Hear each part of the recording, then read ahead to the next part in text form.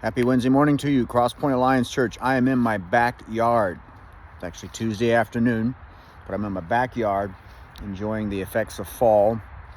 I've shot a few videos before in the woods there. We have about an acre of woods, maybe a little less. But anyway, I hope that you're well, resting in Jesus and enjoying Him and consciously choosing Him over whatever else the God of this age might be throwing at you or what's rising up in your own flesh. Jesus is better than all of it. So I want to get back to what we've been talking about. We've been talking about missional living, orienting ourselves as missionaries in our present culture and thinking of ourselves as agents of the Master, emissaries of the King. We just had Alan Kropp come to us from Japan this whole last weekend, and he would be considered an international worker. Well, that's what we are, except we're national workers. So that's kind of step one, is we're orienting ourselves as missionaries in our present culture. So we looked at some hindrances, and I'm not going to go over those again, to missional living, and many of them are legitimate questions and pauses. Pauses, in other words, things to think about before moving into really a missional living. But last week we then talked about yoking up with a person of peace, or finding someone who is agreed with you in mission and vision and direction, whether it's in your neighborhood or your place of work. Find out who the Christians are, find out who's on the same wavelength as you, and you have a partner for ministry. And what we were saying last week is, don't think about bringing someone to the church. That's really not the goal necessarily. If so, then it's really a kind of a non-starter, because you can't really meet people where they're at. But find your person of peace, and that's going to be many times a Christian, sometimes not a Christian, but it's someone who's kind of walking in the same direction as you. So the scriptures that we've been looking at, I'm going to read it again in Matthew 5, salt and light, but I want to read the salt part. You are the salt of the earth. But if salt has lost its taste, how shall its saltiness be restored? It is no longer good for anything except to be thrown out and trampled under people's feet. Matthew 5:13. Okay, so looking for a person of peace, that's kind of one step. And these are not necessarily in chronological order, but another thing we want to be looking at is, what are the needs? Okay, so this is not something we tell people. This is something we discern. You have a person of peace or someone who's working with you, and often they'll help you discern the needs. And sometimes people themselves will tell you what the needs are. But in being salt in the culture, we stand out. We're not just fitting in. We're not part of the rat race, in the sense that we're not just running after the same things that everyone else is running after. We're actually asking questions like, what are the needs? Like, what are the needs? Curious, what do you think the needs are in Copley?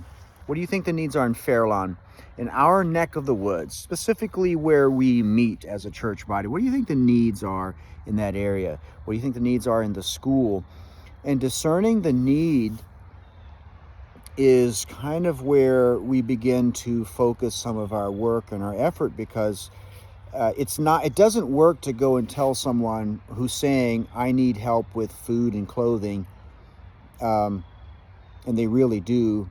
It might not make a lot of sense to tell them, hey, your need is really something else, and you're looking in the wrong place, which they probably are, but you meet them where they're at. So what are the needs in your neighborhood?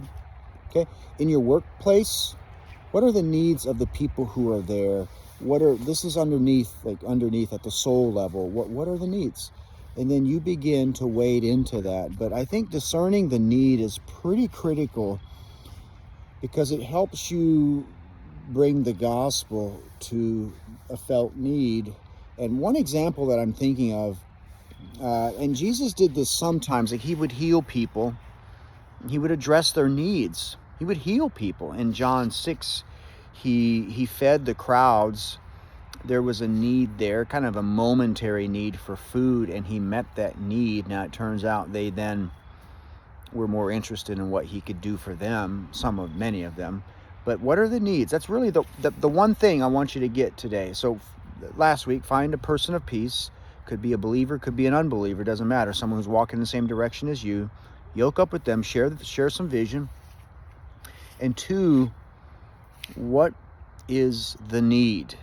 What is the need, and how do you find that out? Well, you can just start talking to people. Take someone out to eat. These are the kinds of backyard conversations you have with your neighbor. It might not come up in the first conversation, but you talk with people. You talk with the people. You talk with people, boots on the ground. It won't do to read a book about needs in Mongolia when we have needs here. So that's the only thing I want us to get here, is discern the need. Discern the need. So that's it for today. I want to rehash a little bit. We had an incredible weekend this past weekend with Alan Kropp, and many of you were able to make one or a few of the meetings with Alan. Really had a great service. Alan is a pretty gentle soul. And I've mentioned, I don't know offhand right now, but we're planning on sending a team to Japan next spring. That team is now assembled. There's 5 people from Crosspoint, and then 1 district lady, the missions mobilizer at the district level, will be going with us. So we're really looking forward to that. And we have a soul care conference coming up this Thursday, Friday, Saturday. My wife and I are going to that. We've got a few others from our church are going to that. And that's part of it's not linked to the class that we're doing, but the class flows out of that. So we're getting equipped and getting ministered to there at the Soul Care Conference. So it'll be in Norwalk, Ohio. We also have an elder training and pastor training this coming Saturday as well, that a few of our folks are going to, we have one of our elders and then a potential new elder will be attending that. So yeah. So anyway, I look forward to connecting with you guys on Sunday. It feels like it's been a whirlwind weekend, but it's really, really good. But we're back on our regular schedule, Sunday school, church history, and moving forward in our series through Ephesians. So let me bless you, Crosspoint, okay? Lord, bless you and keep you. The Lord, make his face shine upon you, be gracious to you. The Lord, lift up his countenance upon you and give you peace. Amen. Love you, Crosspoint. We'll see you soon.